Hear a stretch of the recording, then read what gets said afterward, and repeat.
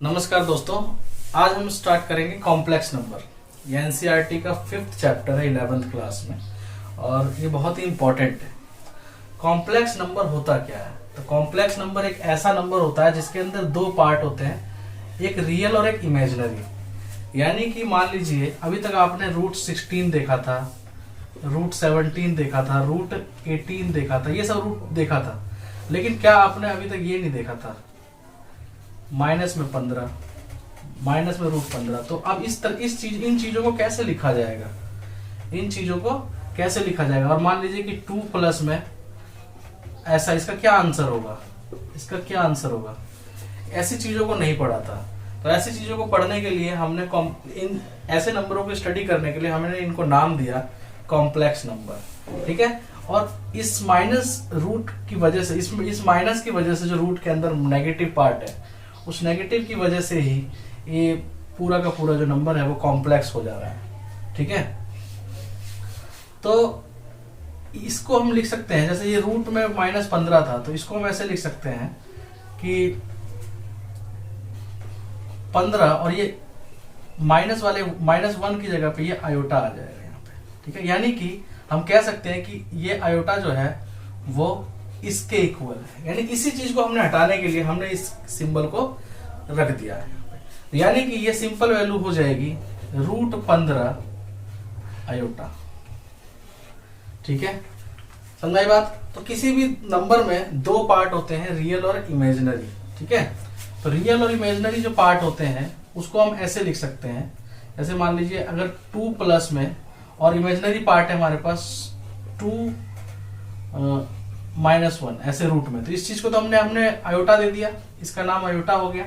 तो 2 + 2 आयोटा, इसका मतलब ये वाला जो पार्ट है वो तो रियल पार्ट है and this part is imaginary.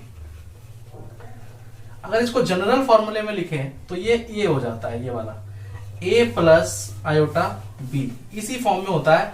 इसमें हम इस वाले पार्ट को रियल बोलते हैं, इस वाले पार्ट को इमेजिनरी पार्ट बोलते हैं। ठीक है। तो मैंने यहां भी दिखा रखा है आपको कि ये वाला पार्ट रियल होता है, ये वाला पार्ट इमेजिनरी होता है।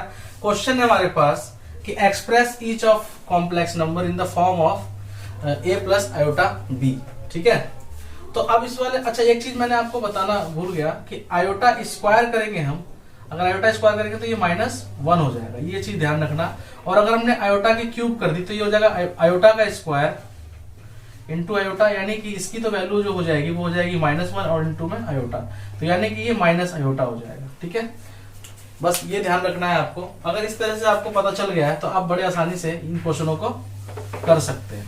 ठीक है। ये देखिए जरा, यहाँ पे क्या करना होगा हमें कि यहाँ पे 5 है और आयोटा है और इंटू में -3/5 आयोटा है। ठीक है। तो अब इस 5 को इस रियल वाले इस वाले जो ये आपका b है, जो है आयोटा के साथ जो है b है। ठीक है। तो इस वाले पार्ट को और इस वाले पार्ट को आप अलग से मल्टीप्लाई कर लीजिए, तो 5 इंटू में -3/5, और इस आयोटा को और इस आयोटा को एक साथ मल्टीप्लाई कर लीजिए, आयोटा इंटू आयोटा। ठीक है। तो 5 से 5 तो ये कैंसिल हो जाएगा और ये हो जाएगा आपका -3 इंटू में आयोटा का स्क्वायर। और जब ये आयोटा का स्क्वायर हो जाएगा तो आयोटा स्क्वायर की वैल्यू तो -1 होती है, तो -1 और इंटू में, यानी कि -3 इंटू में -1 का स्क्वायर, यानी कि -1 का स्क्वायर नहीं, सॉरी -1, तो -3 और -1 ये हो जाएगा आपका +3 आ जाएगा। ठीक है। इसका मतलब आपको एक 3 वैल्यू मिली, ये 3 आंसर मिला है। अब इसको आपको फॉर्म कौन सा लिखना है? ये वाला फॉर्म लिखना है। तो इसको लिखने का तरीका जो होगा हमारे पास वो होगा 3 + 0 आयोटा, ये हो जाएगा। ठीक है। इसमें यहां पे हम कह सकते हैं कि a = 3 है और b = 0 है। ठीक है, समझ में आया? इसी प्रकार से अब इस वाले क्वेश्चन को करते हैं। इस वाले क्वेश्चन को करने के लिए आयोटा 9 दिया हुआ है और दिया हुआ है प्लस में b आयोटा 19। ठीक है। अब चलिए कोई नहीं, b लगा के रखते हैं, कोई दिक्कत नहीं है।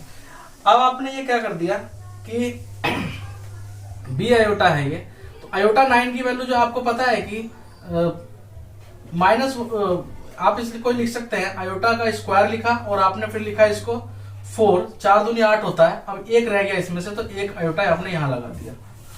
टोटल 9 हो गए, 4 दूनी 8 और एक 9। इसी प्रकार से बी है यहाँ पे, और इसी प्रकार से बी है यहाँ पे, और ये क्या हो जाएगा आपका 19 है। तो आयोटा का आपने पहले स्क्वायर किया और फिर उसको आपने 9 से कर दिया, ठीक है, 9 कर दिया, 9 दूनी 18 हो गया और एक आयोटा आपका यहाँ रह गया, ठीक है, 19 हो गया टोटल। तो आपने देखा कि आयोटा स्क्वायर की वैल्यू -1 होती है, और -1 की पावर जो है, -1 की पावर जो है वो एक सम संख्या है, यानी कि इवन नंबर है। तो इसका मतलब -1 की पावर अगर इवन नंबर है तो वो आंसर 1 हो जाता है, ठीक है। तो ये 1 हो गया, और ये सिंपल क्या है, आयोटा। तो ये 1 हो गया और ये आयोटा हो गया। और इसी प्रकार से ये बी है आपका, और यहाँ पे जो वैल्यू है आयोटा स्क्वायर है, आयोटा की स्क्वायर की वैल्यू -1 होती है, और -1 की पावर अगर विषम संख्या है यानी कि ऑड नंबर है तो वो क्या हो जाएगी, -1 हो जाएगी, ठीक है, और इनटू में आयोटा। तो ये जो वैल्यू आ गई आपके पास आयोटा प्लस में माइनस में बी आयोटा, ये वैल्यू आ गई, ठीक है। तो अब इसमें तो देखिए दोनों में क्या है, रियल इमेजिनरी पार्टी है, तो हमने आयोटा क्या कर लिया, कॉमन ले लिया, और ये आ गया 1 माइनस बी, ठीक है।